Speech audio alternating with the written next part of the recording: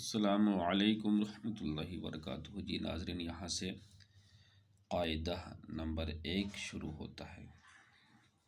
بسم اللہ الرحمن الرحیم۔ یہ جس الف پر زبر زیر پیش آتا ہے تو وہ الف حمزہ ہو جاتا ہے۔ تو اب اس الف پر زبر آیا تو اس کو حمزہ پڑھیں گے۔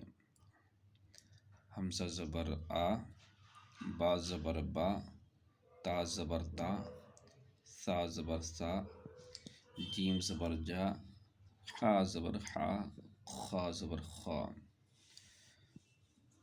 دال زبر دا، دال زبر دا، را زبر را، زا زبر زا، سین زبر سا، شین زبر شا، سوا زبر سوا، دوا زبر دوا، طا زبر طا، زا زبر زا، عین زبر آ، غین زبر غا، فا زبر فا، قاف زبر قا، کاف زبر کا، لام زبر لا، میم زبر ما، نون زبر نا، واو زبر وا، ہا زبر ہا، یا زبر یا۔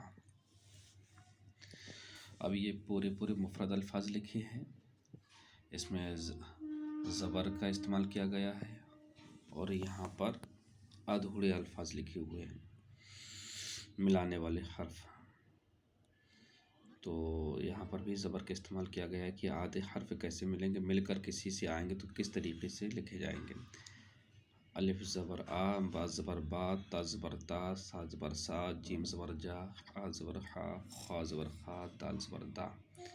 تنہا دال الگ طریقے سے لکھا جائے گا، ملا کر اس طریقے سے آئے گا۔ دال زبر زا، سین زبر سا، شین زبر شا، سوا زبر سوا، دوا زبر دعا، عین زبر آ، غین زبر غا، فا زبر فا، قاف زبر قا، قاف زبر کا، لام زبر لام، میم زبر ما۔